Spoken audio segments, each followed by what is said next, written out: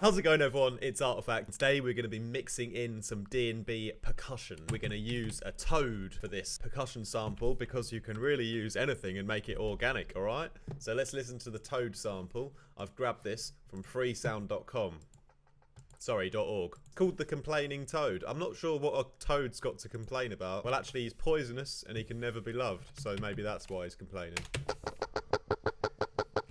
Got the sample thrown in here, and I'm going to give you a few tips on how we can mix it in with the rest of our drum group here to create this final result.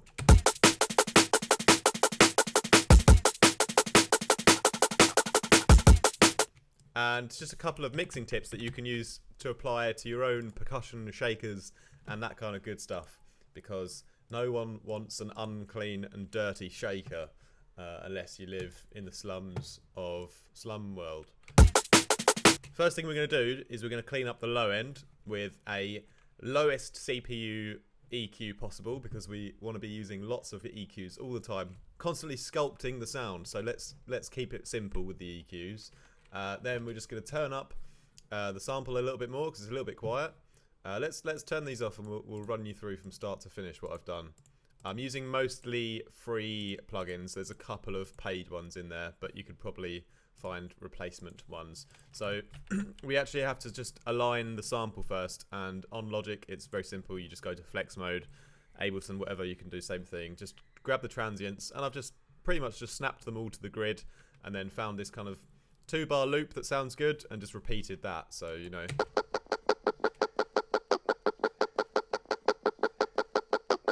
you can use any real world sound that has like a rhythm to it and just chop it up into, you know, onto the grid. And even by putting it onto the grid exactly, it's still never going to be exact. So it's still going to have some of that kind of real world rhythm to it. So just do this to speed things up. And yeah, we take out the low end, we've turned up the sample a little bit, and the next thing is I'm going to start EQing it a little bit more. I'm going to take out the sides now. So this is the mid-side information, and it's just taking out the stereo in the low end and sort of just bringing up the curve to see, you know, where it starts to sound a little bit tighter with the rest of the drum group. So yeah, kind of taking out a bit of the low end stereo information there. Then I've got this Melda Production Wave Shaper, which is free, and that just saturates the sample, so it just makes it a little bit louder. And then next we're going to move on to give a little bit of our own kind of reverb to the sample. So we've got the M Convolution, which is also free, and it adds a natural kind of sound, and there's loads of samples you can choose from. And I've gone for this Sound Design Gas mode here. It sounds like that on its own, but when we kind of mix it in, just a few percentiles,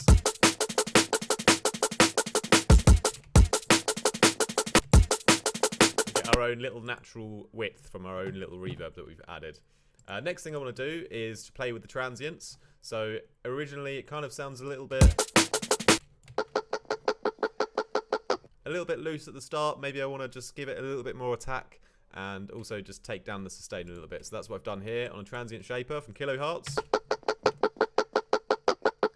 And then I've used another Kilohertz plugin next, called the Ring Mod, to add in a bit of extra white noise to the sample, because it sounds a little bit sort of dull in the high end, and although we've got our other cymbals and percussions that are filling up that high end layer, I still want to give this a bit more brightness, so I'm going to have to do a few things to get this sample a little bit brighter. And one of these is the ring modulation with the bandpass noise setting. You can hear it adds this little kind of white noise hits to the sound. So once that's done, I'm then going to put on my LFO tool and I'm going to control the volume of the loop. So I've set it to 1/8, which is the speed that the shaker's going at, and then the toad, and then we can play with the volume and the kind of curve here.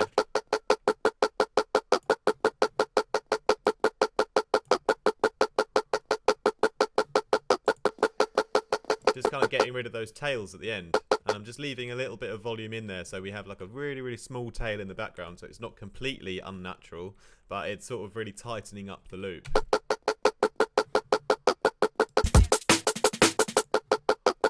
Next thing to do is to go for some more EQing, and this time I've really gone in on the span and looked at the sample to see what's actually going on here.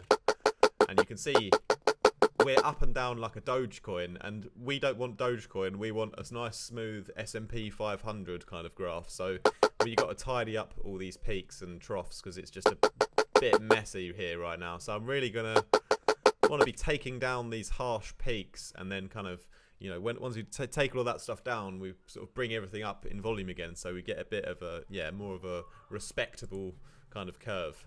So what I've done here is I've sort of taken down a lot of these problem areas where things are just peaking a little bit too high. Especially this kind of 1.3, I've taken this down a little bit here, and I mean, if you look at this one, that's a huge, horrible spike there. I've taken that down a lot, so it's a lot smoother there. And then to compensate for that, I've just kind of brought out the whole high end a little bit, you know, on a flatter curve like this. So it's still a bit messy, but it's a lot better than it was before the EQ. You can hear like that kind of ringing frequency there, just by sort of dipping that out and then bringing everything back up again. It's a little bit flatter and nicer, and yeah, it's a very unnatural. Well, it's a natural unnatural sound. So it's not like a super clean white noise sound. So I expect there will be a few kind of unwanted frequencies, but we can just do the best that we can to take some of those out. And then with the fresh air, it's another way just to bring in a little bit of treble at the end. It's another free plugin. And then I've gone in again with a channel EQ, like I said before. You know, you can never have too many EQs. And again, just taking down a couple of these sort of peaking areas. And when we're looking at percussions, you know, this is a very like kind of quite low end heavy percussion already, but we obviously don't want anything below sort of 200 where our bass is going to be. And then, you know, even this area, this is taking up a lot of space for the mid bass or other leads in the track. So we're going to have to be careful about that when we're mixing it in with the rest of our song. But I like the kind of character of the sound in this mid range, so I'm leaving it in for now. And then, you know, maybe I can side chain it to my mid bass later or something like that. Next thing I've done, I've just added a little bit more noise because I've got to get a bit more brightness into the sample to get it to cut through the mix a bit more. Yeah, and then after that, I've gone a little bit more on the EQing, just taking out a little bit of these kind of mid-rangey peaks a little bit more.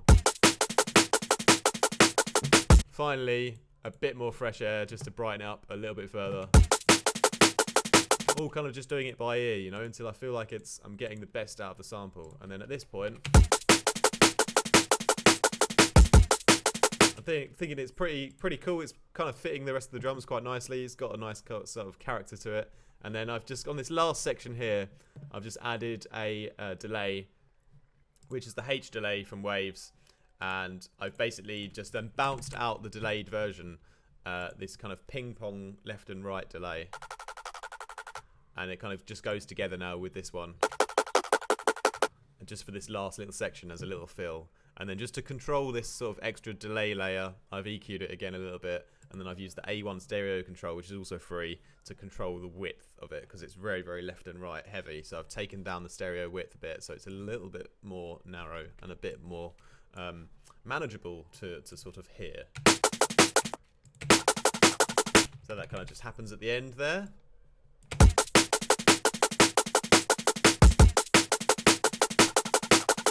So yeah, nice little shaker loop made from a toad, and yeah, really you can use anything to create like a kind of interesting percussion loop. Having something like this in amongst what would be normal drum sounds like cymbals and kicks and snares can just make your drums sound a bit different and interesting and better than everyone else's. And yeah, like I said, this is all just sculpting the sound, using my ears to like get things to kind of eventually fit to the rest of the drums.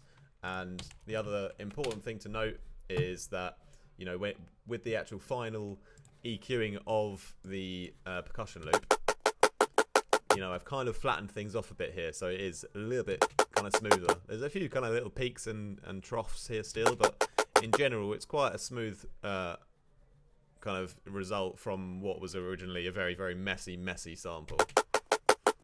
And you know, we've kept in this kind of low mid, almost like, yeah, mid-range character of the percussion, so this is going to really push it through in the mix, and we're going to have to, you know, really be careful when we're like what this area is going to be clashing with, because at the moment it's kind of like a lead percussion sound. So be conscious of that, and we can always dip out these frequencies if we need to allow space for our other leads and bass in the track. But we got nothing below sort of 200. We definitely don't want anything there, because that's just for like low basses and stuff like that. Yeah, I hope that's a little helpful tip for you guys on cleaning up some of your percussion loops and getting them to kind of fit with the rest of your song.